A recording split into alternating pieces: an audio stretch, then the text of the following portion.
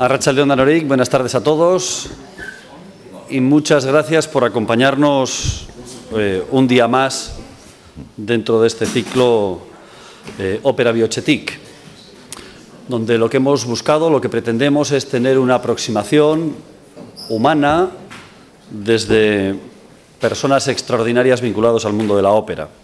Comenzamos con dos cantantes, con François Leroux y Roberta Alexander, que nos hablaron de sus inicios y del amor de los cantantes por la ópera, que les llevó hasta lo que ha sido su larga y dilatada y exitosa carrera. Después tuvimos la oportunidad de compartir la experiencia de un director artístico, de Sir Peter Jonas, buen conocido de nuestro ponente de hoy. Y hoy cerramos este primer ciclo, este primer año, esta primera temporada, que esperemos que sea tan exitosa como la de Juego de Tronos, de Ópera Bihotzetik. Y la cerramos con otra gran personalidad del mundo de la ópera, un director de orquesta como David Parry. Señalar, porque Luis, muchas gracias Luis, porque además de conducir brillantemente, Luis es el alma mater de lo que es este ciclo Ópera Bihotzetik, del concepto, de las personas, y buena parte del éxito se debe a él. Señalar simplemente un par de pinceladas. Yo creo que nuestro ponente es una persona apasionada por la ópera, apasionada por la escena. Dicen de él que tiene una dirección insuperable. Demuestra su amor por la ópera también en los elementos no tan famosos, no tan conocidos. Es bien conocido por recuperar composiciones olvidadas. Algunos dicen composiciones raras, por lo menos muy poco raras, representadas, muy raras. Y además recuperarlas y con éxito, que es un doble mérito. Y hablando de amor, pues me permito citar una frase que en su página web figura. No le he preguntado a ver si es literal o no, me imagino que si está en su página web será así, de un consejo que recibió, y decía: los directores debemos recordar que cada músico comenzó porque le gustaba mucho la música. Nuestro trabajo es volver a despertar ese amor. Amor por la música, amor por la ópera. Esa es, en definitiva, la esencia de este ciclo de Ópera Bihotzetik. Y antes de dar paso a Luis, dos cosas. Una, recordarles que tienen en sus sillas, en sus asientos, unos tarjetones, y en cualquier momento pueden hacer sus preguntas, sus aportaciones, que Luis incorporará al diálogo que mantiene nuestro ponente. Y la segunda cosa es, ya saben que este es un ciclo que en la universidad hacemos con ABAO.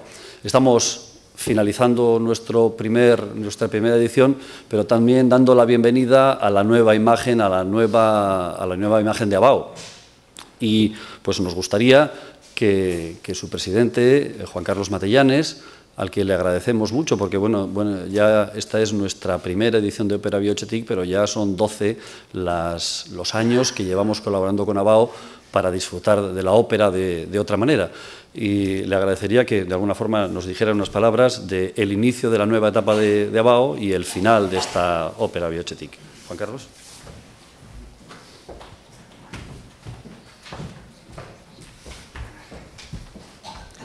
Bueno, arratsaldeon, bienvenidos, gracias por su asistencia, gracias José Luis y a la Universidad de Deusto y al Fórum Deusto por vuestra magnífica colaboración. Para la ABAO es un placer estas charlas, estas conferencias, estos ciclos que estamos haciendo con vosotros y que es nuestra firme intención continuarlo. Bien, hoy efectivamente acabamos el primer ciclo completo de Ópera Bihotzetik. Ópera Bihotzetik, su finalidad es muy sencilla, su planteamiento también es muy sencillo. Si todos los que estamos aquí nos gusta la ópera, y ya lo sabemos, si somos amantes de la ópera, pues queríamos que en estas conferencias también los ponentes compartiesen ese mismo amor, esa misma afición a la ópera. Y yo creo que con los 3 ponentes que hemos tenido y con el cuarto que vamos a tener hoy, sin duda lo hemos conseguido. Así que muchísimas gracias a todos ustedes por la asistencia a estos 4 ciclos. Gracias a Luis, porque la selección de los ponentes y las conferencias yo creo que han sido magníficas. Les quiero anunciar ya que el año que viene tendremos el segundo ciclo. No, ya sabéis que en Abao tenemos un cierto halo de misterio, por lo tanto no les voy a decir hoy los ponentes, lo dejamos un poco para más adelante, que les presentaremos, pero que no van a desmerecer en absoluto a los que han estado compartiendo esta experiencia con nosotros. Y hoy yo le quiero dar las gracias a David Perry, que está en Bilbao no por primera vez, porque antes me contaba una anécdota, la puedo contar, ¿no? Que llegaste a dirigir o cuasi dirigir una ópera, luego yo creo que igual nos lo cuenta en Bilbao, no fue, desgraciadamente, no fue con Abao, fue en el Teatro Arrega y a través de una compañía, pero es una pena que en aquellos años Abao no hubiese podido contar contigo para dirigir una ópera. Bueno, hoy yo creo que nos resarcimos un poco. Gracias por estar aquí, compartimos una magnífica ópera el otro día en el Euskalduna y espero que tu estancia en Bilbao haya sido lo más provechosa posible. Gracias a todos y sin más, Luis, el micrófono es tuyo. Gracias a ti. Muchas gracias, José Luis, muchas gracias, Juan Carlos, muchas gracias a todos ustedes por su presencia. Efectivamente, como ha recordado José Luis, hemos tenido hasta ahora a 2 cantantes, a un director artístico, hoy tenemos a un director de orquesta y en el futuro iremos completando el rompecabezas con directores de escena, directores de coro, críticos, más directores de orquesta, porque son incluso personas de la misma profesión, pueden ofrecernos perspectivas muy diferentes del mundo de la ópera, que es virtualmente inagotable. Yo creo que David Perry es un director de orquesta con un perfil realmente ideal para hablar en un lugar como Bilbao y para hablar a una asociación como la Abao, porque como director de orquesta y como director de ópera tiene un perfil que podríamos calificar casi de único, en el sentido de que compatibiliza un perfil de director de ópera más o menos tradicional, podríamos decir, con otro perfil que es mucho más raro y mucho más difícil de encontrar. Lo podríamos simbolizar en esta foto, en la que le vemos con un frac de director convencional, y en cambio en esta otra, donde le vemos ataviado de una manera completamente diferente. Pues bien, estas dos maneras de vestir y de estar en un foso operístico, de alguna manera se reflejan también en su trabajo. Como ha adelantado José Luis, una de las facetas que ha cultivado David Perry a lo largo de toda su carrera, tengo que decirles, y no voy a decir la cifra, porque hay que ser educado en esta vida, pero David ha cumplido años hace 2 meses y solo voy a decir que ha cambiado de década.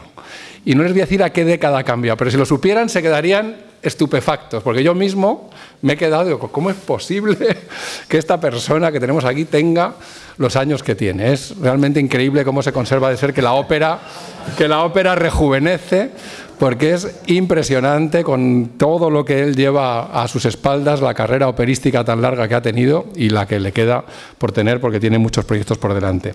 Bien, decía que una de las facetas que David ha cultivado y que es muy inhabitual de encontrar es que ha dirigido eso que José Luis decía que eran óperas raras y que luego David ha dicho muy raras.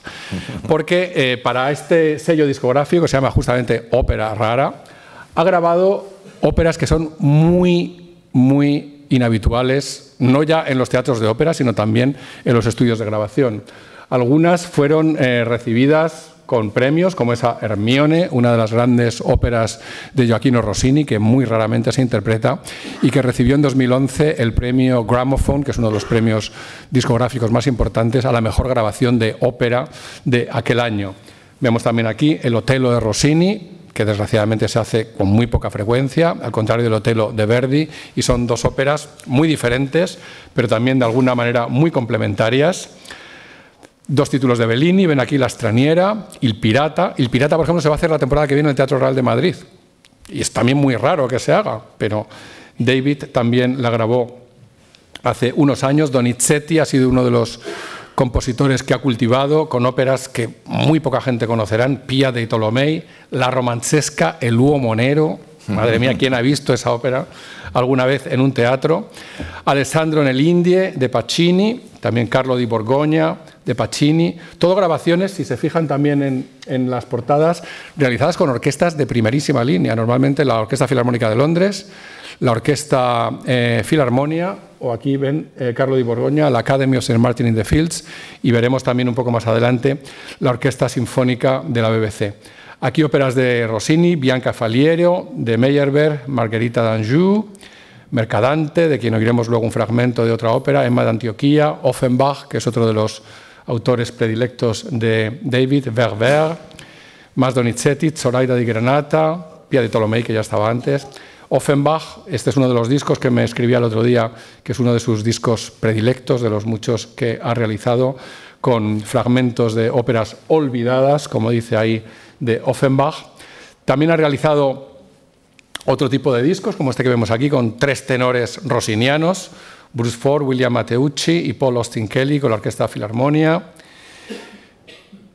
Una ópera de Donizetti, Caterina Cornaro, en la que también vamos a ver algunas fotos durante la grabación. Aquí tenemos a David durante la grabación de esta ópera. Esta es la que está realizada, ven, con la Orquesta Sinfónica de la BBC.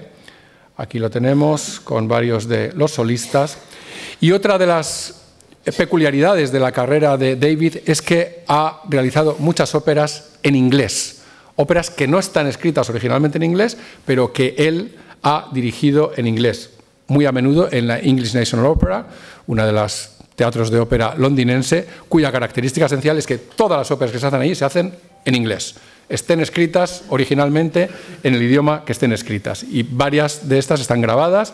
Por ejemplo, este Fidelio, con la Orquesta Filarmonia, la Bohème, que se ha visto esta temporada aquí en Bilbao, también con la Orquesta Filarmonia, el dúo de Pagliacci de Leoncavallo y Cavalleria Rusticana de Mascagni, el holandés errante, fíjense con qué reparto, John Tomlinson y Nina Stemme, que no son cualesquiera, cantada en inglés, como indica arriba a la derecha el disco, también óperas alemanas, como El Caballero de la Rosa, de Richard Strauss, también con un reparto de primera, como ven ahí, Von Kenny, John Tomlinson, Diana Montagu y Rosemary Joshua. El Trovatore de Verdi, en esta ciudad verdiana en la que nos encontramos, Bodas de Fígaro, con Christopher Purves, al que vemos en la portada del disco, haciendo el personaje de Fígaro, Un ballo in maschera, también en inglés, o luego discos con solistas destacados como Diana Montagu, de la que hemos visto antes, Christine Brewer, que es la protagonista de Fidelio, Sir Thomas Allen, uno de los grandes cantantes británicos que acaba de retirarse hace poco en la Royal Opera House de Londres, con el que ha grabado 2 discos, como vemos aquí. Y otra faceta de David, también muy curiosa y también muy inhabitual, es que él mismo es el traductor de muchos de estos libretos al inglés. Son traducciones que naturalmente tienen que ser traducciones cantables, o sea, no es una traducción del libreto para leerse unos sobretítulos o para leerse en un programa, sino que se pueda cantar, es decir, que tiene que encajar exactamente con la música. Y una de ellas es una ópera que conocen ustedes muy bien, porque acaba de hacerse aquí, Los pescadores de perlas. Es una de las muchas óperas de las que David es el encargado, o el que ha realizado una traducción cantable al inglés, que es la que él dirige aquí. Otra de esas óperas que él ha traducido y también grabado es este Don Pasquale, Donizetti, Carmen, de Bizet, una ópera que estará en la temporada de Lavao la próxima temporada, Lucia di Lammermoor. Bueno, pues aquí han salido ya unos cuantos aspectos que son los que van a centrar nuestra conversación, porque la sesión de hoy no va a ser una intervención en solitario de David, sino que va a ser un diálogo entre nosotros dos, y varios de estos temas que son interesantes e infrecuentes, porque muchos cantantes no cantan estas óperas, por supuesto, muchos directores no las dirigen, y en cambio él ha alternado el repertorio más tradicional con estos títulos realmente infrecuentes. Y lo que me gustaría, David, empezar es preguntándote una pregunta muy obvia, pero una persona con una trayectoria tan larga como la tuya, y es, ¿cuál es tu recuerdo operístico más antiguo? Más antiguo, a la edad de 10 años, he visto Mikado de Gilbert and Sullivan. He olvidado todo, solo que al final tenía lágrimas porque ha terminado. He deseado que siguiera más tiempo. Sigue para siempre. Sí. Y es mi primera memoria de la ópera. En un teatro, en un teatro directo. en Liverpool, donde vivimos en este tiempo, sí. ¿Y el ver esa ópera fue lo que te hizo desear dedicarte a la música o ya tenías ese amor por la música previo a asistir a esta representación de Mikado? Yo pienso la música antes de eso, sí. Sí, mucho. Ya estudiabas música, ya te gustaba. Que empecé a las 6, a 6 años, con 6 años, a tocar pianoforte and so on. ¿Y tus estudios ya más serios, más profesionales de música fueron en Cambridge y en la Royal Academy of Music en Londres? ¿Qué recuerdas de estos años de formación? I speak in English because it's too complicated. Sí, voy a hablar en inglés porque si no es demasiado complicado. Además tiene interpretación, ¿no? Vale. Bueno, además ya has demostrado que sabes hablar español, ¿no? Bueno, bien. Entonces sí, yo empecé, o les insistí a mis padres que yo quería tocar el piano. Entonces yo hacía que tocaba el piano con una cinta de fondo y después les obligué a comprarme un piano y siempre me han dado apoyo, lo cual estaba muy bien.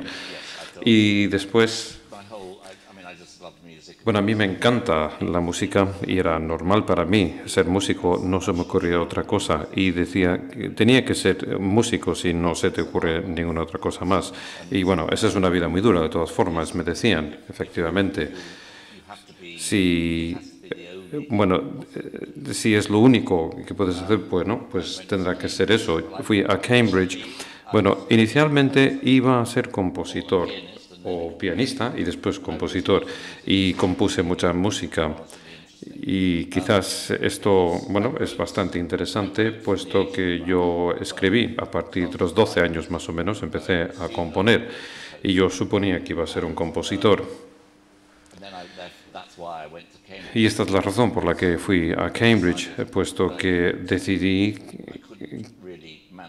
que no podía tocar a Rachmaninoff, entonces mejor no ser pianista. Así que fui a Cambridge para seguir estudiando y para llegar a ser compositor. Y después, cuando acabé en Cambridge, no se me ocurría qué podría hacer para ganar un dinero. Así que enseñé en un colegio y también empecé a trabajar para un profesor de canto que era muy famoso, un tal Audrey Langford. Bien, en lo que se refiere a las composiciones, y como soy tan mayor como se habrán percatado... ¿Perdón? ¿Decían algo? Bueno, soy tan mayor que me he dado cuenta de que la música que yo quería componer, que no era tan anticuada, pero desde luego tampoco seguía el estilo de lo que nosotros definimos como la nueva complejidad, es decir, una música que tenía que ser atonal o música que tenía que ser bastante difícil de escuchar. Y bueno, mi hermana también es músico y compuse una pieza para ella en el piano y lo empezamos a tocar y yo intentaba escribir música, pero bueno, seguía la moda del día, es decir, era una música muy compleja, muy difícil de entender y me dije, bueno, esta música es tan horrible, ¿quién querría escuchar esta música? Es horrible esta música, me dije. Entonces dejé de componer en ese momento y eso es cuando dejé de componer por completo. No es una tragedia. Si hubiera querido ser compositor hubiera insistido con el tema y habría seguido. Pero lo interesante es que siempre ha habido cantantes que me han animado y Audrey Langford un día me dijo, tú vas a ser director. Yo tenía 23, creo. Y tú vas a ser un director y nunca se me había ocurrido, sencillamente jamás se me había ocurrido. Eso es lo que deberías hacer. Y entonces ella había creado una pequeña compañía de ópera básicamente para que ella pudiera cantar en esa compañía y su hija estaba al cargo y decían, bueno, pues le diré a mi hija que tú vas a ser el siguiente director musical. Le dije, pues muy bien. Y bueno, yo te daré algunas indicaciones, puesto que ella había hecho de directora antes, Y de esta manera podemos trabajar con el coro, podemos hacer un ensayo, tú serás el director musical y esto, bueno, hace que me sienta horrorizado cuando pienso en ello, puesto que la primera ópera que yo dirigí, lo primero que yo dirigí era La Traviata y con este grupo operístico. Y ahora yo sé lo difícil que es y no tenía ni idea lo difícil que era por aquel entonces, así que lo hice sin más. Y digamos que esto fue como, bueno, fue muy difícil, es como empecé a dirigir y también es como me sentí fascinado por la ópera, puesto que en Gran Bretaña, durante ese periodo de tiempo, incluso cuando yo era joven, y hablo de los años 50 y 60 más o menos, pero incluso antes de esa época, la única música que se tomaba en serio era la música de Alemania. Y bueno, posiblemente alguna pieza francesa, pero no la italiana. Y Verdi se consideraba que era muy vulgar. Y Puccini, se suponía que Puccini era sentimental y Rossini era trivial. Entonces, nunca te hacían pensar en música que no fuera alemana. Y el que yo descubriese esta música italiana, bueno, fue para mí, no sé, como una conversión, una revelación, como le pasó a San Pablo. Sí, más o menos fue así. Y evidentemente esto ha cambiado en la actualidad. E incluso hace poco tiempo el profesor de música de la Universidad de Cambridge y que se llamaba Roger Parker y que es un experto a nivel mundial de Verdi. Y esto fue un punto de inflexión en la actitud ante la música en Gran Bretaña y supongo que lo mismo en Alemania. Ahora la música italiana se toma mucho más con seriedad que antaño. Y bueno, la Traviata nunca se hacía en italiano, sino que se hacía en alemán, en la mayor parte de los teatros de la ópera, siempre en italiano. Y sí, más o menos eso es lo que tenía que decir. Y bueno, dos directores que fueron cruciales en esas primeras fases de tu carrera, me parece. Y bueno, por una parte estaba Cerci Ceribidache, que fue tu profesor, y por otra parte estaba John Pritor, que trabajaba en Glyndebourne, que es donde tú te implicaste de alguna manera. Entonces, ¿cuál fue tu conexión con estas dos personas? Bueno, con Glyndebourne, yo fui a Glyndebourne.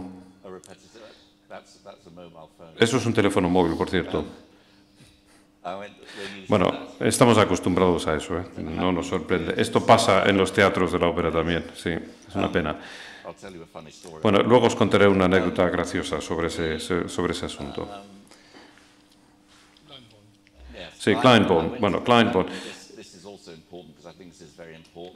Esto yo creo que también tiene mucha importancia para los directores, pero yo fui allí como repetitor antes de empezar a hacer la gira como director.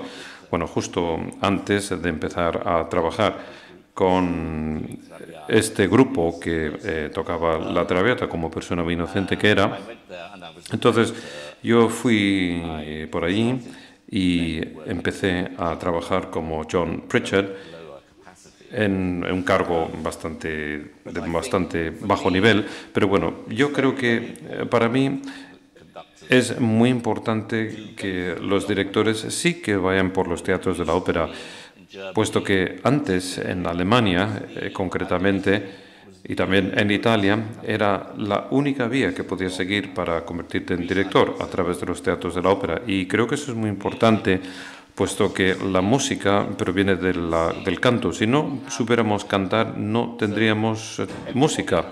Así que todo el mundo, bueno, desde mi punto de vista, todo aquel que dirige tiene que entender lo que es el respirar y cantar, puesto que es así como vive la música, vive a través de la respiración y a través del canto, y evidentemente también está el ritmo, que es el otro tema, y de esta manera podemos bailar. Pero bueno, el poder producir este sonido y reconocer los patrones de sonido es lo que hace que nos permita tener música, y lo podemos hacer porque podemos producir toda esta gama de sonidos. Así que tuve mucha suerte cuando pasé por esta vía operística y hay algunos que otros directores que no han seguido este mismo camino y yo no creo que dirigen lo bien que lo podrían hacer si hubieran pasado por esta vía. A menudo tienen mucho talento, pero no acaban de entender de qué va esto exactamente, si falta algo exactamente. Así que eso es lo que hice cuando fui allí y a continuación empecé a trabajar como director. Y después también Kenneth Montgomery se interesó por mí, que sigue siendo un director maravilloso, y yo le ayudé, le ayudé también en el Festival de Westwood. Y él me dijo, mira, tienes que estudiar con Celibidache, puesto que él tiene una visión perfecta de lo que es la técnica, es el mejor del mundo, de hecho. Entonces, yo le mandé una carta, puesto que no era nada fácil ponerte en contacto con alguien. Entonces mandé una carta a su casa. Él vivía en París y por aquel entonces también estaba trabajando con Margaret Price. Estoy seguro de que todo el mundo sabe que fue una buenísima cantante y yo le enseñé bastantes papeles. De hecho, le enseñé todos los papeles de Verdi que ella cantó. Y había dirigido La Traviata y sabía cómo funcionaba Verdi. Así que, yo estuve en la casa de Margaret y le dije a Celibidache, si puedo venir a estudiar contigo, por favor, llámame por teléfono, y le di el número de teléfono del apartamento de Margaret Price en París. Y un día sonó el teléfono, contestó el teléfono y me dijo, mira, es para ti. Y me dijo, Celibidache, dijo, tú eres Parry, tú vienes a Stuttgart el día 6 de enero en el Radio Center a las 9 de la mañana. Y adiós, ¡pum! Y colgó. Así que fui para ahí, claro. Y esto realmente maravilloso. Y me dio dinero el Vaughan Williams Trust, que daba financiación a, en aquel momento, podías escribir, decir, no tengo suficiente dinero, y te decían, mira, aquí 200 libras. Eran días maravillosos, todo se fundamentaba en la confianza. Así que fui a Stuttgart y me quedé allí durante un mes. Y fue un hombre extraordinario, puesto que él daba clases después de cada ensayo. Daba clases sin más a la gente, a sus seguidores. Esa era la parte buena. Y la otra parte buena también era que aprendí a dar libertad a mi cuerpo, puesto que eso es lo que tienes que hacer. Hay muchos directores que están llenos de tensión, entonces tu cuerpo es como tu instrumento. Entonces tienes que ser capaz de utilizarlo y de sacar el mayor provecho posible. Y si te muestras tenso o si estás tenso, no lo puedes hacer. Entonces hay dos cosas que haces, es que nunca paras, menos cuando para la música. Entonces tiene que fluir en todo momento, como sucede con la música, y con los impulsos liberas la tensión por completo, de tal manera que no retienes nada en tu cuerpo. Y hay muchos directores que hacen este gesto y ya me hace daño incluso cuando les imito. Y eso es lo que yo aprendí de él, puesto que él tenía unas ideas musicales muy extrañas. Algunas eran interesantes, pero dirían que bastante discutibles también. Pero estas son las cosas que él me enseñó a mí. Y sí que me prestó atención, pero lo que era malo de él era que había muchas personas, muchos jóvenes que le seguían por allí, que esperaban que él les dijera, podéis ir a dirigir. Eso no se lo decía a nadie. Y él únicamente insistía y decía que no estaban preparados. Y evidentemente me di cuenta más adelante de que es una especie de ejercicio de tipo darwiniano. Y solamente eran las personas realmente determinadas las que iban a dirigir. Yo tuve mi primera contratación profesional muy poco tiempo después y tuve que empezar a hacerlo. Y fue una obra de Rossini y que fue mi primera representación, mi primera producción profesional para un teatro de la música inglesa. Y un día dije, pues tengo que ir mañana. Y me dijo, ¿por qué? Gritaba muchísimo, ¿por qué te vas? Y le dije, porque tengo que ir a dirigir una ópera de Rossini. Y me dijo, ¿y por qué diriges esa porquería? evidentemente la música italiana era una porquería y le dije, bueno, a mí de hecho me gusta. Y bueno, yo fui la única persona que había discutido con él. Y bueno, juraba mucho también, decía muchos tacos, pero me fui y aprendí muchísimo. Entonces le mandé una carta un día y le dije, usted sabe y yo sé cuánto me ha enseñado, gracias. Y ahí acabó nuestra relación, pero fue sorprendente, realmente sorprendente. Y los cantantes, puesto que has trabajado con muchos cantantes, entonces, ¿qué papel han desempeñado? ¿Cuánto has aprendido de los cantantes? ¿Y hasta qué punto te influyeron? Bueno, quedé influido por algunos cantantes y otros me ayudaron en diferentes fases de mi carrera. Me han ayudado algunos de ellos, lo cual está muy bien, es muy bonito, puesto que, bueno, piensan que yo estoy de su lado, ¿no? Digamos, aunque puedo ser muy firme con cantantes si fuera necesario, pero solamente puedo ser muy firme si entiendes qué es lo que están intentando hacer. Entonces, sí, Margaret Price fue una influencia bastante importante para mí, puesto que, bueno, es una persona de muchísima disciplina, una disciplina asombrosa, con el lenguaje siempre perfecto, todo perfectamente sincronizado, absolutamente preparada para todo, además de rigurosa.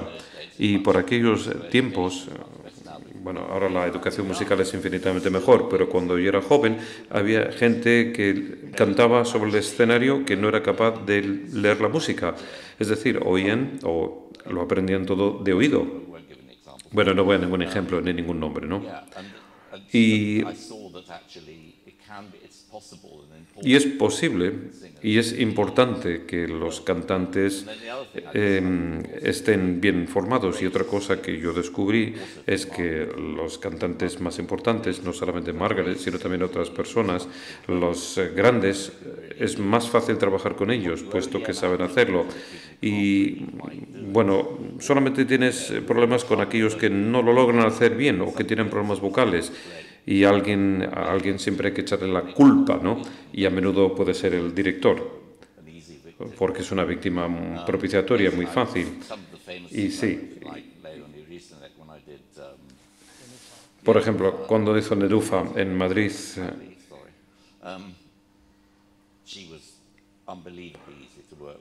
fue muy fácil de trabajar con ella y es una de las grandes cantantes del siglo XX y eso es interesante. Pero bueno, yo creo que el hecho de trabajar con cantantes fue lo más importante y lo que más me influyó. Y Margaret Price era tan bueno que Carlos Kleiber, que no era una persona nada fácil, le eligió para cantar Isolda. Sí, eso es cuando nos enfadamos, de hecho. Y yo le decía, igual no lo debería cantar, puesto que nunca lo había cantado sobre escena, solamente lo había grabado. Y bueno, en fin, bueno, no nos enfadamos, pero bueno, sí que intenté convencerles de que no lo hicieran. No tuve éxito. Harvey ha elegido algunos fragmentos musicales. Los siguientes van a ser dirigidos por él. Este primero no está dirigido por él. You are not old enough to have worked with Claudia Muzzo. No eres lo suficientemente mayor para trabajar con Claudia Muzzo, puesto que murió en 1936 y esta grabación que has elegido se realizó en 1935 y que fue el año antes que muriese. ¿Quieres explicar por qué elegiste esta obra? Bueno, he elegido esta obra puesto que para mí Muzio es, bueno, digamos que es una identificación total. Me identifico por completo con lo que ella está haciendo y además, bueno, era también una mujer de una firme determinación y con una enorme preparación. Estaba muy preparada y era maravillosa, pero lo que más me gusta es que solamente tenía un pulmón cuando hizo esta grabación. Pobre, bueno, tenía cáncer en uno de los pulmones, entonces, bueno, podréis escuchar que tiene que respirar muchísimo, pero bueno, estaba muy comprometida y estaba utilizando el texto. Y bueno, posiblemente lo pueda abordar un poco más adelante, pero el texto, bueno, no se podía entender todas las palabras, pero bueno, se comunica de manera muy vívida y entonces esto para mí es la esencia del canto y de ahí que yo eligiera esta obra. El tercer acto de Andrea Chenier de Umberto Giordano, en esta grabación realizada en el año 1935 por Claudia Muzio, a la que naturalmente llamaban la divina Claudia. Sí.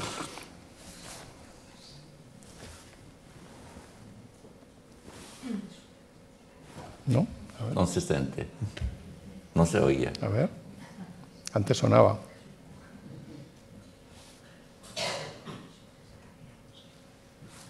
¿Tenéis el volumen abierto? Sí, ¿no? Se ha sonado antes perfectamente. A ver. I'll tell a story while I was working.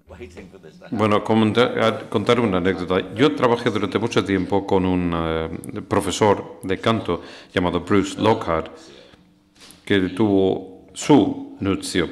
Bueno, ha ido al Teatro de la Ópera a partir del 1911, entonces había oído a todo el mundo cantar y siempre me decía, Muzio era la cantante que más despertaba sus emociones e igual incluso podemos escuchar cómo cantaba. Antes funcionaba, qué raro, ¿no?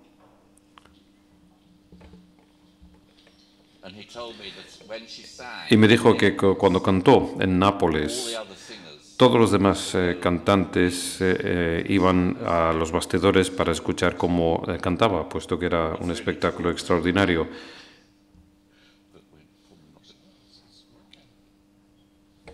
¿Tenéis el volumen puesto? Es que sonaba perfectamente cuando lo hemos probado antes de empezar.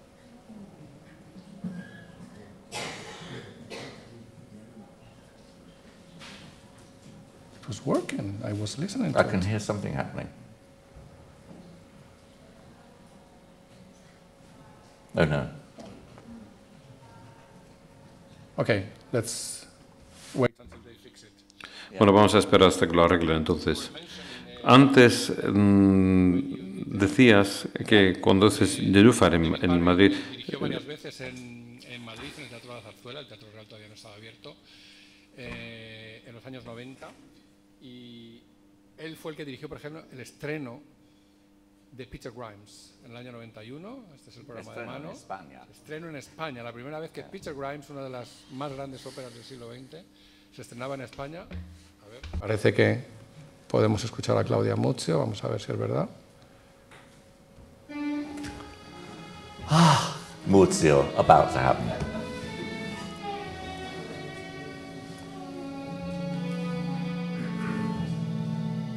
Can you tell them what it was? Wait. Es que voy a poner. Perdón, pero voy a ponerlo porque si no, no van a poder leer el texto. Entonces voy a pasar rápidamente para que lo puedan leer mejor, ya que lo tenemos aquí.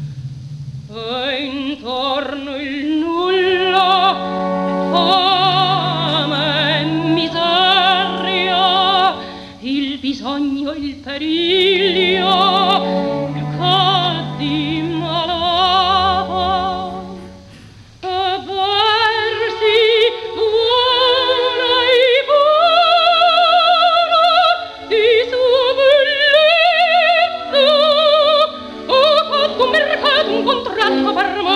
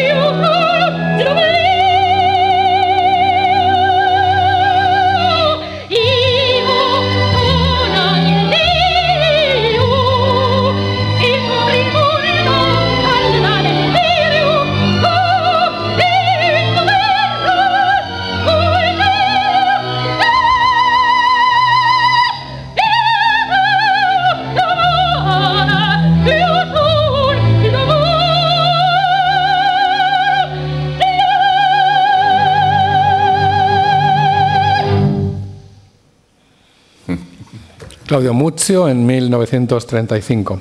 What do you want to comment on that? ¿Qué quieres comentar sobre ello? Bueno, es fantástico, es lo que puedo decir.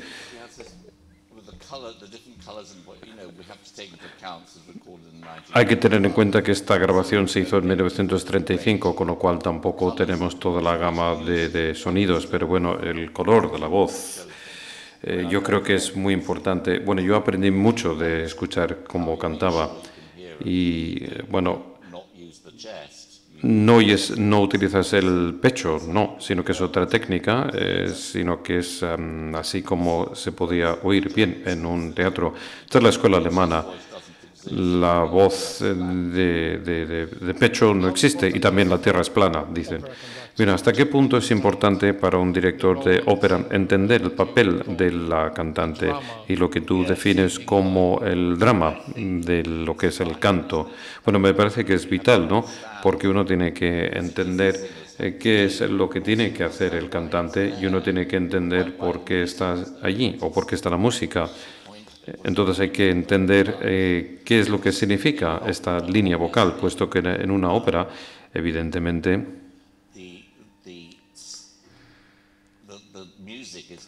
la música tiene que ver con el drama y la música se ve empujada por el canto, especialmente en las óperas italianas, más en la ópera italiana que en las óperas alemanas de un poco más tarde. Incluso en las óperas más sinfónicas de Puccini, al final es la voz lo que realmente es la voz que lidera, que es la voz del cantante. Y Verdi nunca se rindió o nunca dejó de lado la idea de que el canto era lo que era realmente importante. Pero la idea de la ópera,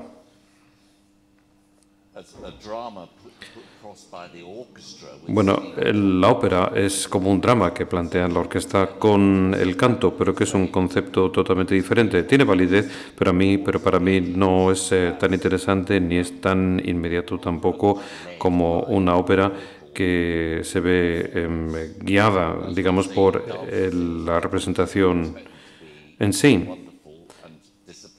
Bueno, se espera que los cantantes sean maravillosos, que sean disciplinados y también que sean grandes actores y actrices, si así es posible. Pero bueno, aún así, yo creo que el centro lo tenemos en ese elemento, en lo que es el canto, de lo que debe ser una ópera. Y las óperas muchas veces no son lo que parecen, ¿no? Por ejemplo, El Barbero, que es una gran comedia donde todo fluye perfectamente bien, resulta muy difícil de dirigir, ¿no? Sí, eso es otro tema también. Y tal y como te decía antes, bueno, yo hice la primera producción profesional y después, de poco tiempo, dirigí la primera de muchas producciones del Barbero de Sevilla. Y hice la 10ª representación la temporada pasada, pero la 10ª producción diferente. Sí, entonces, bueno, sí que lo he dirigido más de 100 veces y bueno, sigue siendo la ópera más difícil que me ha tocado dirigir, El Barbero de Sevilla. Es infinitamente más difícil y yo me acuerdo de una observación maravillosa que alguien me comentó. Bueno, yo tenía mucha amistad con uno de los integrantes de la Ópera Nacional de Inglaterra y tocaban esta ópera con mucha frecuencia. Y después de que yo lo dirigí, bueno, tuvieron a otra persona y no tuvo mucho éxito con la misma obra. Y el comité de la orquesta, bueno, como sucede con todos los comités, mandaron un informe a la dirección acerca de lo que les parecen los directores que les dirigen y dijeron que, bueno, que le criticaban a esa persona, no me acuerdo el nombre y tampoco lo voy a dar, pero decía, sí, pero el director musical dijo, sí, pero le oí dirigir muy bien Lohengrin en algún sitio y mi amigo dijo, sí, pero cualquiera puede dirigir Lohengrin. Pero si les pones ante El Barbero de Sevilla, entonces ya sabes si la gente sabe dirigir o no.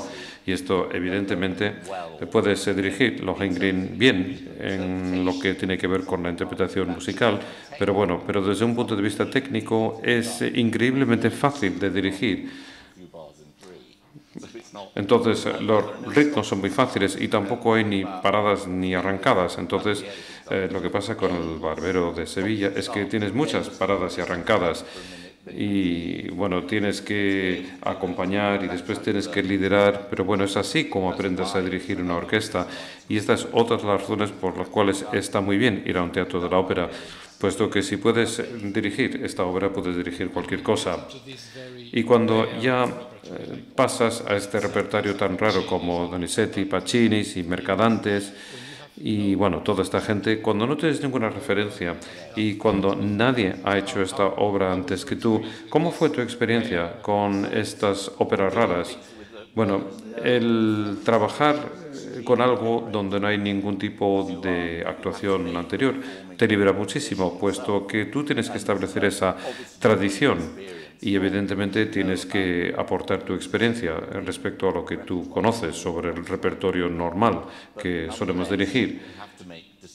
Pero bueno, tienes que tomar decisiones que tampoco se basan en las decisiones que han tomado otras personas antes. Entonces es muy liberador, porque bueno, tienes que hacer eso en primer lugar. Y en segundo lugar, porque cuando vuelves a un repertorio normal, al convencional, bueno, llevas contigo la libertad y te preguntas por qué este modo tradicional se supone que es lo mejor. Entonces empiezas a cuestionarte cómo abordas las obras y los repertorios, y yo creo que de esta manera puedes proporcionar unas interpretaciones infinitamente más frescas, puesto que tienes que convencer a los cantantes que hagan las cosas de manera diferente.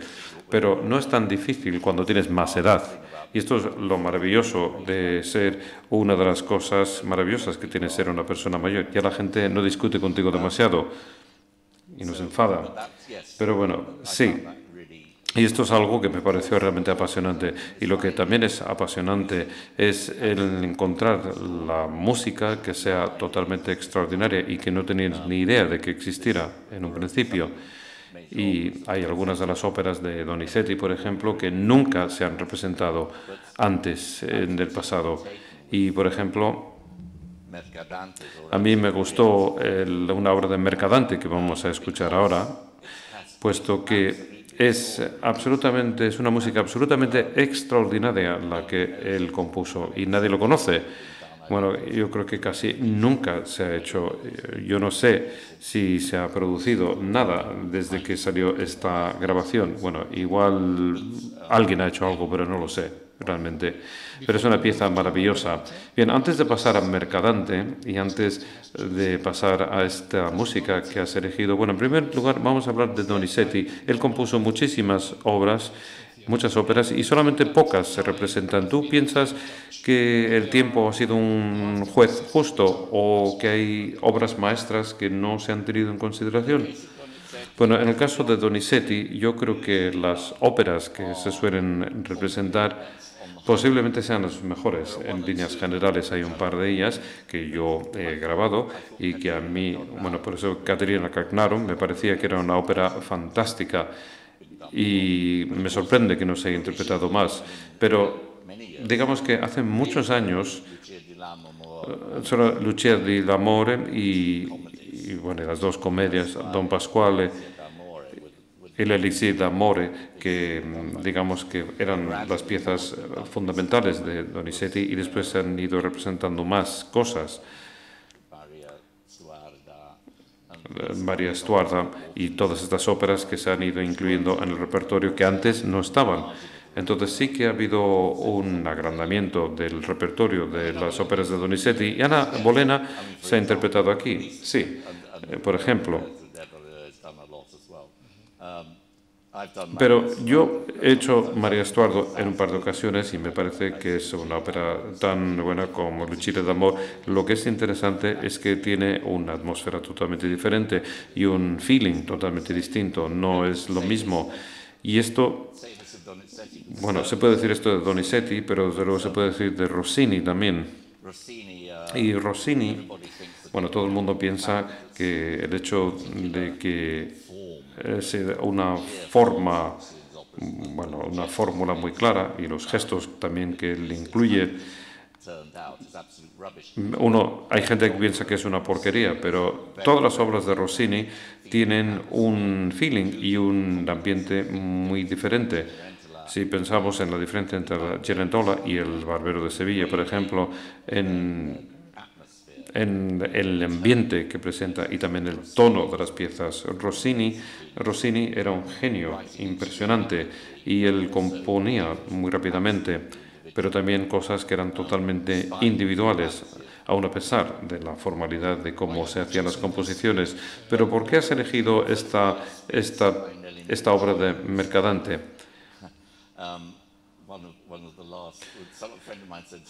Bueno, aquí tenemos una de las cantantes que fue una de las últimas de las divas que cantaban con la glotis, que hacían como que es una cosa que Caballé solía hacer bastante, que es bastante divertido. Pero bueno, ella sigue la tradición de Muzio de alguna manera, y esta pieza que voy a presentar ahora es absolutamente extraordinaria. No se entiende muy bien lo que dice, pero digamos que Curiace es como una historia de Romeo y Julieta. Ella es Horacio y es Curazio, y esta aria es cuando deciden que van a luchar y sabe que algo horrible va a pasar, puesto que al amante le van a matar. Entonces ella maldice la guerra.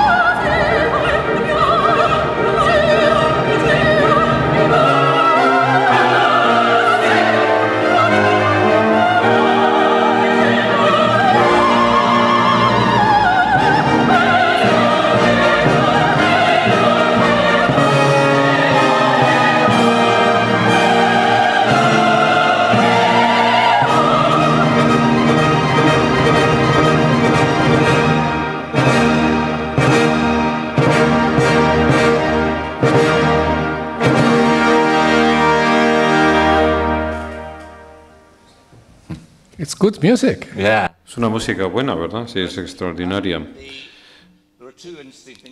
Hay dos cosas interesantes en todo este tema. En primer lugar, bueno, a mí me interesa hacer piezas raras y, bueno, había dos versos allí y el segundo de los versos donde establecimos una serie de cadencias un poco diferentes y en las piezas de los repertorios como Lucia de la Memor o El Barbero.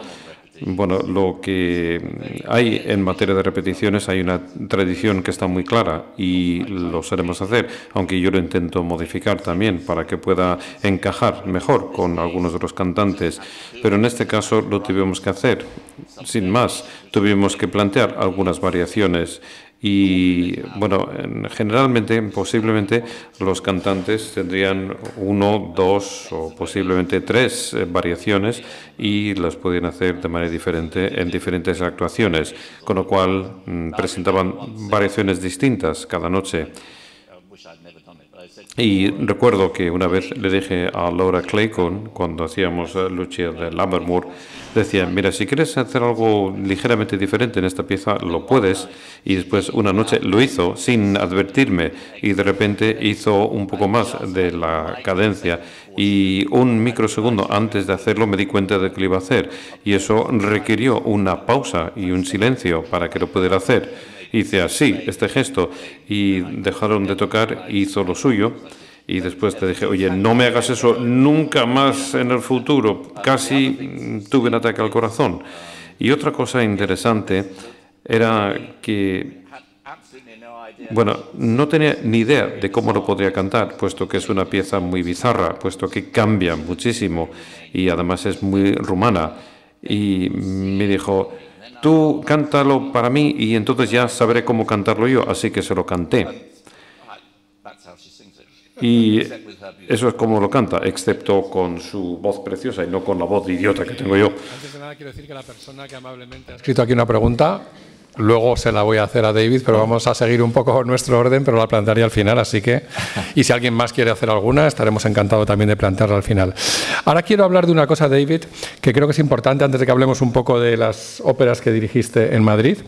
Quiero hablar de algo que puede ser especialmente interesante aquí en Abao. Y es que otra de las características de tu carrera es que, aparte de dirigir en grandes teatros y de colaborar habitualmente, por ejemplo, en la English National Opera, allí hiciste, por ejemplo, una famosa producción de Madame Butterfly que dirigía escénicamente Anthony Minghella, el director de la película El paciente inglés, y recibió muchos premios y el director musical era David.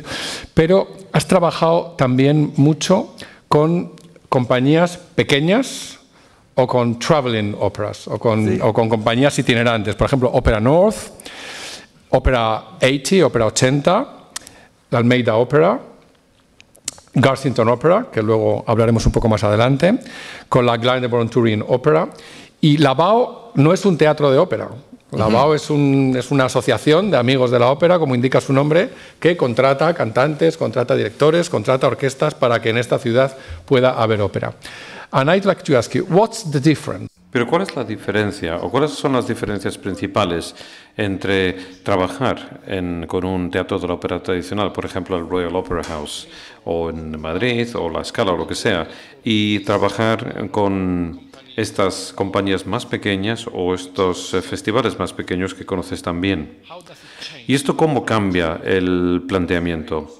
Bueno, eso es una pregunta muy interesante. Bueno, yo creo que evidentemente tienes que ser mucho más colegial con todo el mundo para hacer que funcione, porque, bueno, y esto es algo que enlaza con otra cosa también que estábamos contemplando antes, es decir, cómo se comportan los directores y cómo ha cambiado su conducta en los últimos 50 o 100 años. Pero, bueno, y a menudo, como sueles estar trabajando en circunstancias bastante difíciles y, por ejemplo, estás yendo a diferentes teatros, estuvo Opera 80, por ejemplo, esa compañía que iba a 20 sitios diferentes, entonces tenías que llevarte algo allí, algo que encajara. Además, ibas a estar en situaciones incómodas. y a menudo la temperatura no estaba bien o lo que sea, y también hay que contentar a la gente con hacerlo, ¿no? Y entonces les tienes que animar mucho. Entonces no puede ser demasiado duro con la gente bajo este tipo de circunstancias.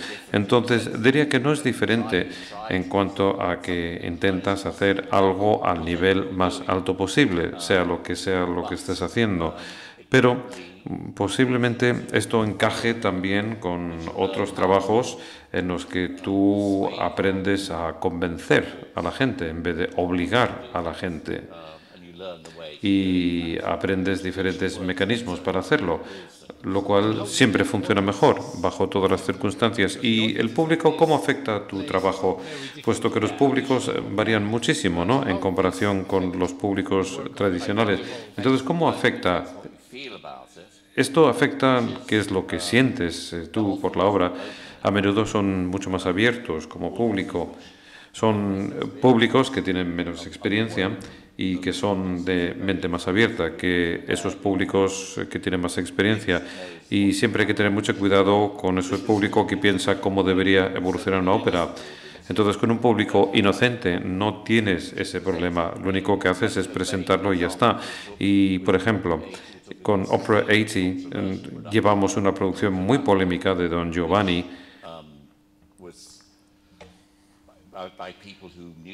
Y bueno, le presentamos ante gente que conocía la ópera y que decían que no era exactamente lo correcto. Pero bueno, con el público en otros lugares donde nunca habían visto una ópera, prácticamente lo aceptaron sin más. Entonces ellos vieron una presentación musical dramática y lo aceptaron y les gustó. Y digamos que es importante, que hay que recordar, cuando pensamos que sabemos cómo son las óperas o sabemos cómo se deben representar en el escenario, quizás estemos equivocados y deberíamos mantener una mente abierta y, bueno, aceptar las cosas tal y como vienen. Sí, entonces, sí, esto es un tema importante. Es muy agradable tocar delante de todo tipo de públicos. Y posiblemente sean gente con menos prejuicios. Efectivamente, ese es el término exacto. Y ahora esas 3 óperas que dirigió en Madrid, en el Teatro La Zarzuela, en los años 91, Peter Grimes, ya lo comentábamos antes, el estreno en España de esta obra maestra de Benjamin Britten, y en Ufa, de Leos Janáček, en la que el papel de Kostelnička la cantaba Leonid Rysanek, como ha recordado David, una de las más grandes sopranos del siglo XX, y que participó en esta producción. Y otra producción que se recuerda en Madrid muchísimo, todo el mundo que la vio, fue The Rake's Progress, de Igor Stravinsky. Y además se hizo con la famosa escenografía del pintor David Hockney, con la producción de John Cox. Y esto no era el estreno en España, pero lo debió de faltar poco. No sé si se había hecho previamente, probablemente en Barcelona, que es quien normalmente se adelantaba. Pero yo creo que The Rake's Progress tampoco se había hecho muy habitualmente en España. Es una obra de los años 50, al igual que Peter Grimes. ¿Qué recuerdos tienes de estas óperas en Madrid?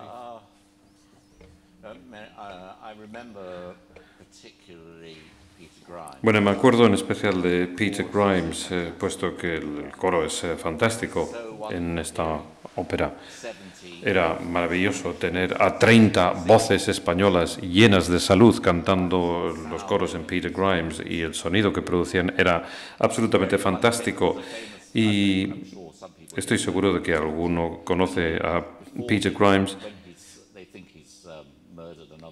Bueno, cuando piensan que ha asesinado a un chico, ahí van a buscarle, le llaman, y esto se le llama en 3 ocasiones. Y después de la primera llamada hay una pausa, hay un silencio. Y después de la primera llamada alguien aplaudió en el público, fue fantástico. Y estaban tan apasionados, sentían tanto interés que no lo pudieron resistir. Bueno, y también tuvimos unos repartos excelentes para las 3 óperas. Peter Grimes fue una revelación. Me acuerdo que estuve allí y quiero decir que la primera vez que vieron esta ópera realmente la gente estaba encantada. Sí, fue un enorme éxito.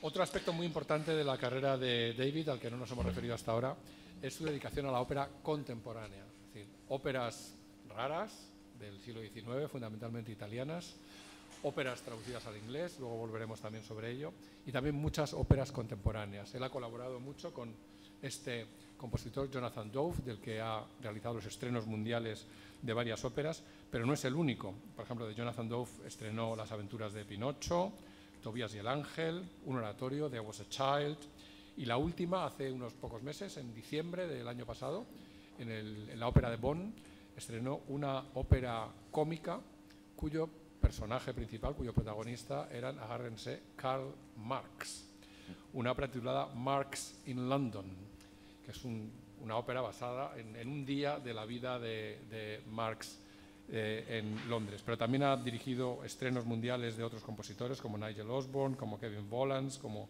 Elena Firsova, como Paran Vir, como Stephen Oliver. También hizo, por ejemplo, el estreno en el Reino Unido de un clásico del siglo XX de Bruno Maderna, su ópera Satyricon. Vamos a escuchar un ejemplo de esta grabación que se realizó en la Garsington Opera, a la que me refería anteriormente, aunque esto está realizado en Glyndebourne en el año 99. Y esta es una ópera que tiene lugar en un avión, dentro de un avión, pues se llama Flight, vuelo. No, es en un aeropuerto. O en un aeropuerto, pero los protagonistas son las azafatas, la controladora aérea, los pasajeros diversos. Aquí with contemporary opera, Y con la ópera contemporánea más o menos te enfrentaste a la misma situación cuando tuviste que dirigir una ópera rara.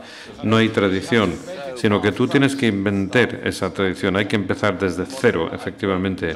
Y yo he trabajado con Jonathan, es un amigo, y lo que hace Jonathan, él era un repetitor en un teatro de ópera y de ahí que él sepa cómo escribir una ópera. Entonces, él lo conoce perfectamente bien y es capaz de cantar y es muy exigente, de hecho, algunas veces, pero él sabe cómo ser exigente de una manera que resulta posible.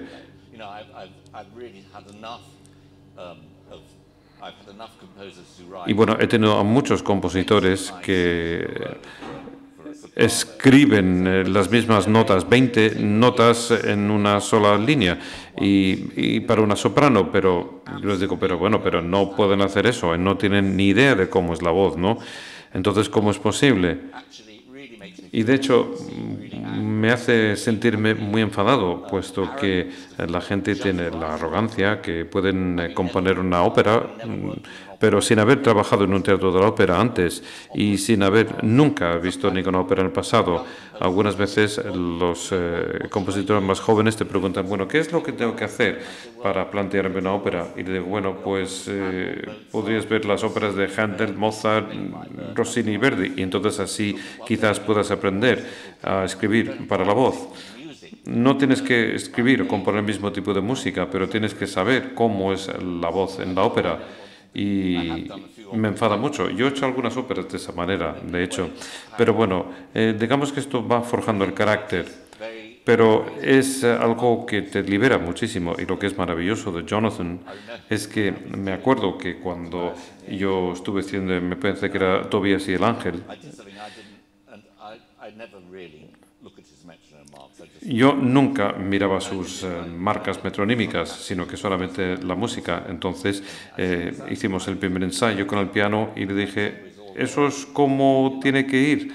Ese tempo es tuyo realmente, pero me gusta, me encanta.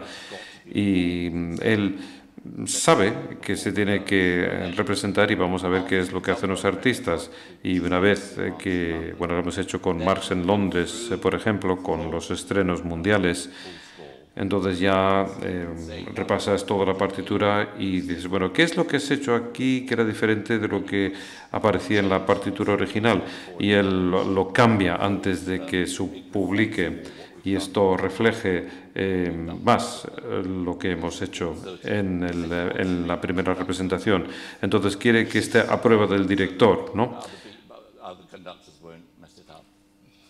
Y para que otros directores no monten ningún lío con la obra. Has hablado sobre cantantes, has hablado también sobre componentes, has hablado de directores, pero todavía no has hablado de directores exactamente. Entonces, ¿qué tipo de relación has tenido con los directores?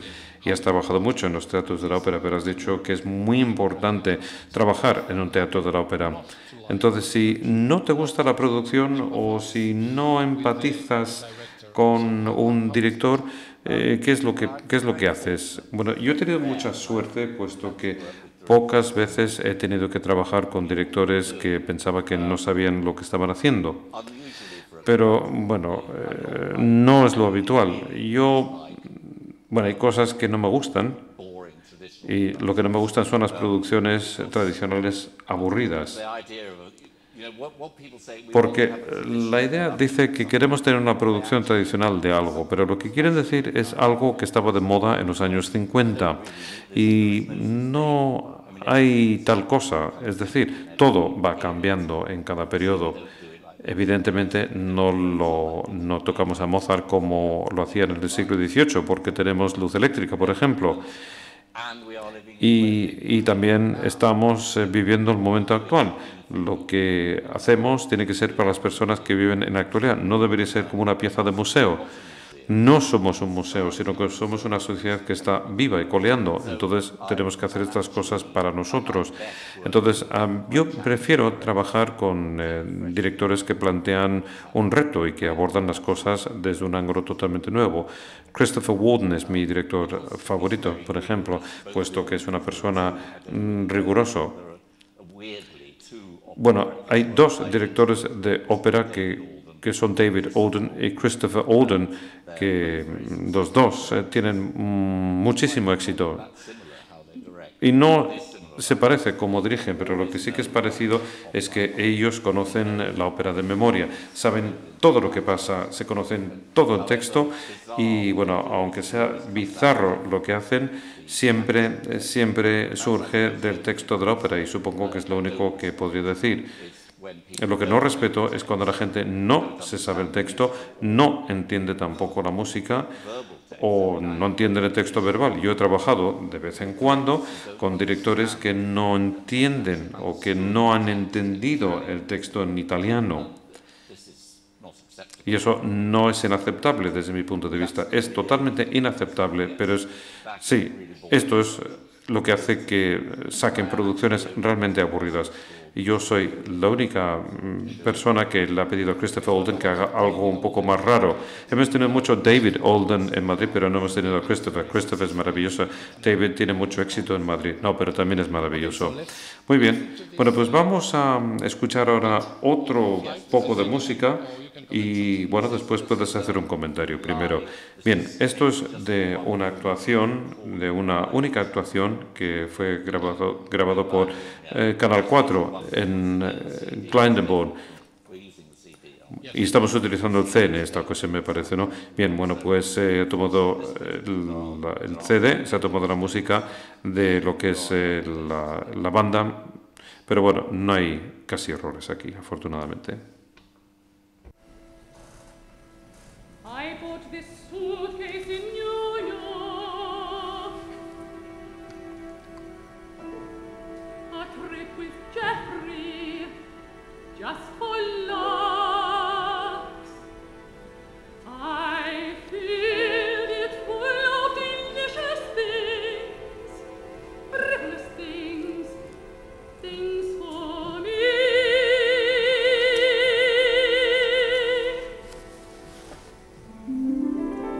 A cashmere jersey in camel, a Gucci dress, bright blue, and some beautiful shoes. And now,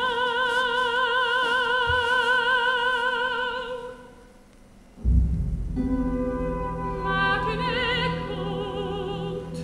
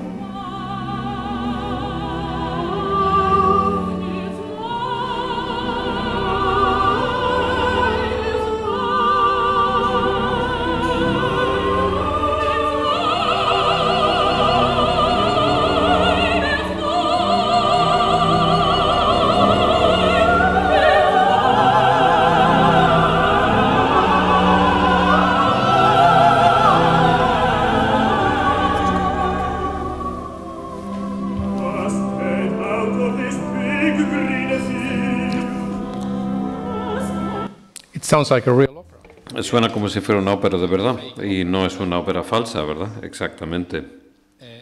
I would like to discuss briefly. Bien, me gustaría ahora comentar un poco el tema de las traducciones. Te voy a contar una anécdota, creo que no te lo había contado antes. Una vez estuve en Leipzig hace unos años, bueno, hace muchos años, hace 20 años creo, y fui a una representación de una ópera de Rossini.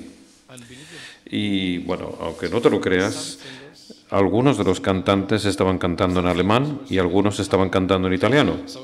Entonces, en un dúo, la soprano cantaba en italiano y el tenor estaba contestando en alemán. Y dije, uy, Dios, What is this? ¿qué es esto? So now the nice thing. Entonces, ahora, bueno, lo que está bien es cantar en el idioma original. Entonces, en la primera mitad del siglo XX en Alemania las óperas se hacían en alemán, al margen de la ópera. En Francia se cantaban en francés, en Inglaterra en inglés. Pero bueno, esto no era muy aceptable o no es muy aceptable hoy en día. Me gustaría que me explicaras por qué hiciste estas traducciones de todas estas óperas y cuál fue tu experiencia a la hora de grabar todas estas óperas en inglés. Bueno, una pregunta muy, muy buena. Y la respuesta a la primera parte de la pregunta, bueno, ¿por qué? Porque me pagaron.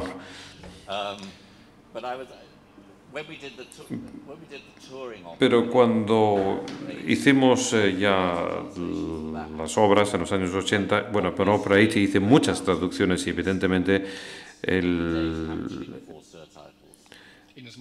cuando iba a sitios pequeños o cuando iba a teatros pequeños no tenía sentido no hacer las cosas en inglés porque a la gente no le gustaba. Pero bueno, ha cambiado la situación por completo debido a los subtítulos y bueno, para ser sincero y para contarte la verdad, yo diría que podría ser muy bueno hacer las comedias en el público, que en el idioma que hable el público, puesto que puedes reaccionar de una manera más adecuada. Y es un poco triste ver que el público está ahí sentado leyendo, puesto que hay tanto texto. En fin, por ejemplo, en las obras de Mozart hay un montón de texto. Así que, por lo menos, habría que tener esta opción disponible en algunos lugares. Pero con las tragedias o las óperas dramáticas me parece que no merece la pena. Y bueno, me alegra ver que hagan Madame Butterfly en inglés, en el English National Opera, con mi traducción, puesto que me dan muchos royalties y cobro un dinero. Y esta representación se hace cada 2 años y recibes un porcentaje, siempre, ¿no?, de la taquilla. Pero desde el punto de vista puramente artístico, creo que es una tontería. Quiero decir que, bueno, yo estoy abogando por un cambio a nivel internacional para tener una especie de mezcla de versión original y en inglés, que es lo que hace Opera North y es lo que hace también hacen en Escocia y en País de Gales y todas las demás grandes compañías de ópera en el país que tienen una política mixta, de tal manera que algunas óperas o algunas comedias se hacen en inglés y con subtítulos en otros casos. Bien, esta es la respuesta. Entonces dices que dirigiste la Cenerentola, que es una comedia, y que ahora has elegido una pieza de Secondo, que es una ópera seria. Entonces, ¿cuál es la diferencia entre dirigir un Rossini serio y un Rossini cómico? ¿Es igual de difícil? Y bueno, tienes una orquesta y tienes mucho más gente a la que dirigir. Cuando yo hago a Rossini o a Mozart, cuando hago la ópera cómica, suelo tocar el piano yo mismo. En los ensayos, no, en las representaciones. Sí. Sí, el fortepiano, sí, el clavicémbalo, sí, utilizamos el fortepiano. El clavicémbalo, bueno, que no lo utilicen en Mozart y Rossini, habían tirado todos estos instrumentos y por una buena razón, además. ¿De qué estábamos hablando? Perdón. Rossini, ópera. Sí, las óperas serias. Pero lo que hay en la ópera seria, y yo no tenía ni idea hasta que cierto día me convenció Anthony Whitworth Jones, que por aquel entonces era el director general de Garsington, bueno, para hacer una ópera serie de Rossini, hice La Donna del Lago, y me di cuenta de que esto era algo totalmente extraordinario y que Rossini, y es cierto, puesto que Rossini escribió, bueno, 2/3 de su obra tiene que ver con la ópera serie y solamente una tercera parte es obra cómica, así que escribió muchas más óperas serias que cómicas. Y bueno, lo que me gustaba de Secondo es que es muy expresiva la obra, y lo que me encanta de Rossini en las óperas serias es que tienes una estructura clásica increíblemente fuerte y en su interior tienes unas expresiones muy extremas de las emociones, y esta combinación para mí es absolutamente intoxicante. Y bueno, como pasa en la ópera cómica, en algunos momentos tienes una energía extraordinaria.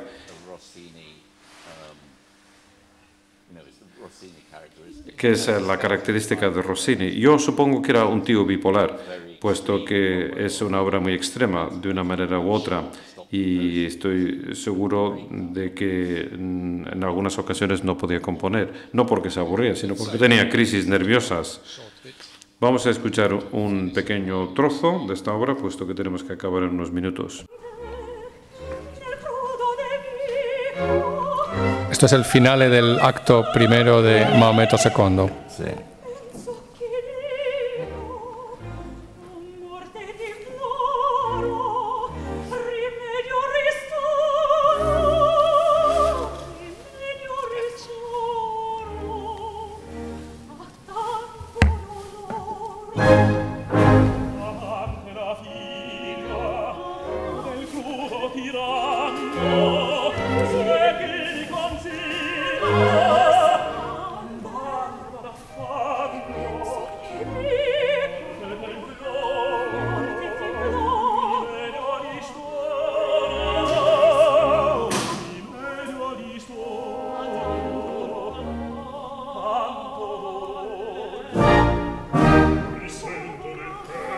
Y se van incorporando personajes, este es Maometto, y al final se organiza el típico gran finale de acto rossiniano.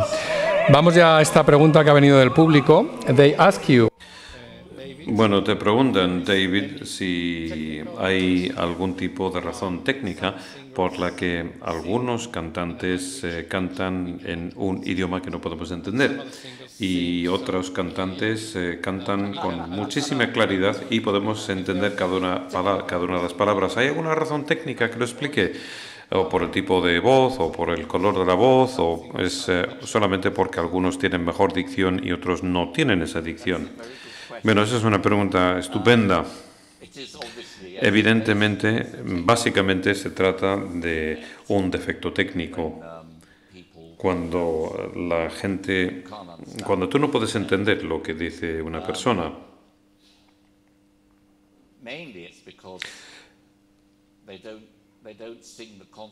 principalmente es porque no cantan las consonantes, es decir, cada una de las consonantes también tiene un determinado tono y esto es algo que se tiene que presentar en la línea es continua y si lo haces entonces te podrán entender, pero si no, ya no te van a entender tan bien, simplificando un poco el tema.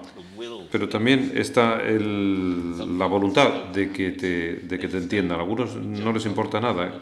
John Sutherland es un ejemplo perfecto. No le importaba si la gente le entendía o no.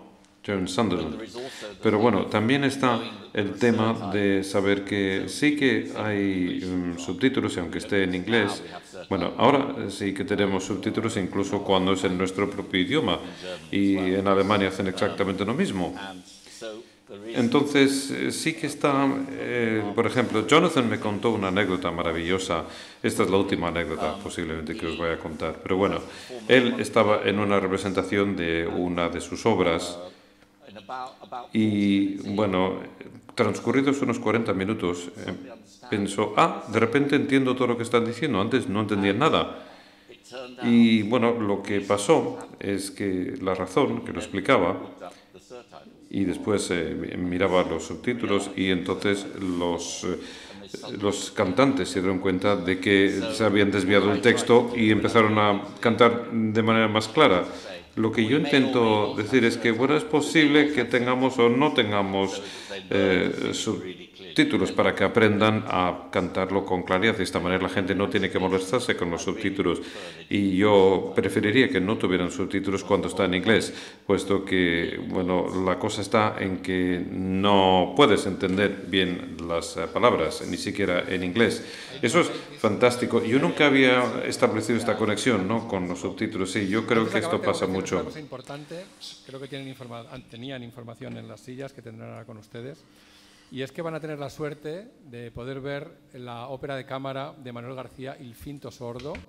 Yo tuve la fortuna de ver el estreno, casi podría decir el estreno mundial, porque esta es una ópera de cámara de Manuel García, que fue uno de los cantantes que estrenó El Barbero de Sevilla, de Rossini, nada menos, y El Otelo, de Rossini también, y muchas otras óperas. Y él compuso varias óperas de cámara para cantar él con sus alumnos a manera de herramienta pedagógica. Con lo cual, El Finto Sordo probablemente no se había vuelto a interpretar desde que se interpretó privadamente en París, en su casa, hacia 1832. Y hace unos días se estrenó, o se reestrenó, en la Fundación Juan March, en una producción estupenda de Paco Azorín, que es la que van ustedes a poder ver aquí en Bilbao. Entonces, les quiero poner un brevísimo vídeo en el que se ve cómo se han hecho los preparativos para esta producción y luego algunas fotos de la producción, y haré un par de comentarios más sobre esta ópera de Manuel García. Este es el breve vídeo de la Fundación Juan March, en colaboración con la BAO y con el Teatro de la Zarzuela de Madrid. Aquí se ve cómo se preparó el escenario. Este es el salón de actos de la Fundación Juan March, en Madrid, en la calle Castelló.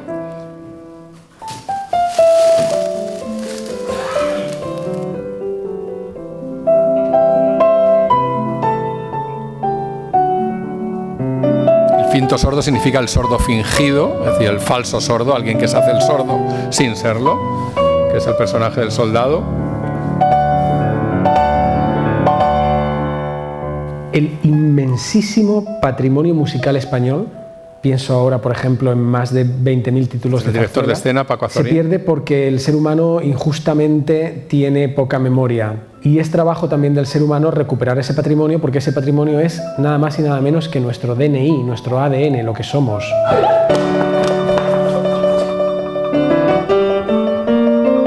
Desde una época hasta este momento se empieza a recuperar más la figura de Manuel García.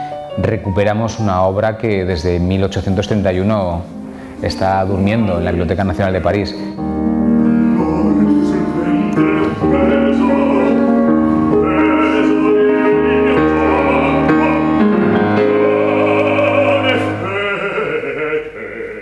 Manuel García es uno de los personajes más interesantes del siglo XIX. Escribió el método de canto que usan hoy los cantantes. Muchos cantantes, sin saberlo, cantan con la técnica que estableció Manuel García. No solamente él como tenor, como amigo de Rossini, como cantante fundamental en la historia del siglo XIX, sino también por sus hijas, ¿no?, por Pauline Viardot y por María Malibran. Digamos que hay una parte de la historia en que esta familia es absolutamente fundamental. Siempre descubrir música nueva es interesante. La gente que venga aquí va a escuchar por primera vez en el mundo algo que no se ha hecho, ¿no? Y eso creo que tiene mucho valor.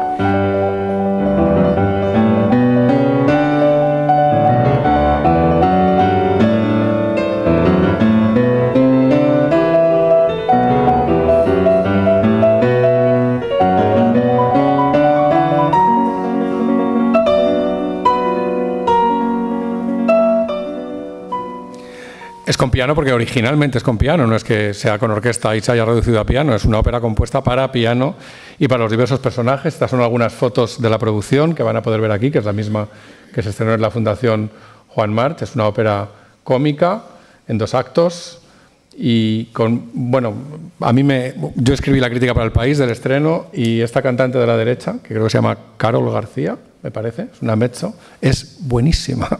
Me sorprendió muy favorablemente porque no la conocía y me pareció una cantante extraordinaria. Hay 3 puertas, que son las puertas de 3 ascensores, que se abren y se cierran constantemente y llevan la acción a un ritmo trepidante.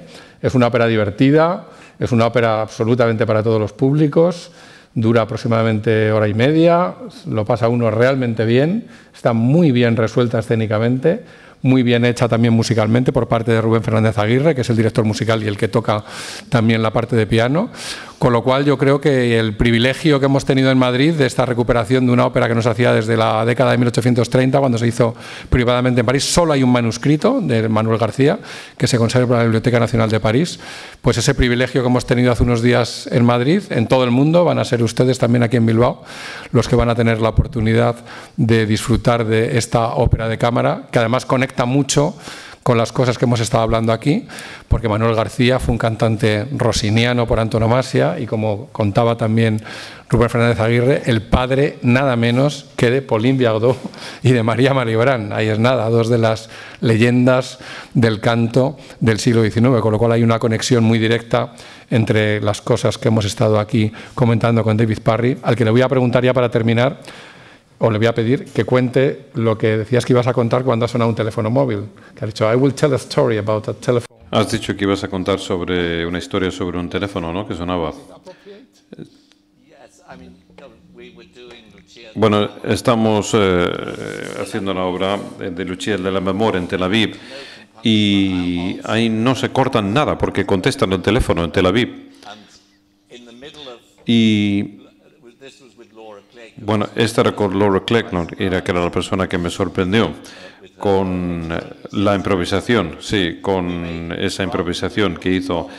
Y en vez de hacer la cosa horrible con las flautas, con esas cadencias de flautas que se había compuesto hace décadas, bueno, décadas después de que muriese Donizetti, hicimos una especie de cadenza vocal prolongada con pausas, y este teléfono empezó a sonar en las pausas y vi cómo de repente la cantante le cambió la cara y dije, esta mujer va a decir algo, pero le veía que estaba diciendo, apaga esa porquería, pero bueno, no lo hizo al final.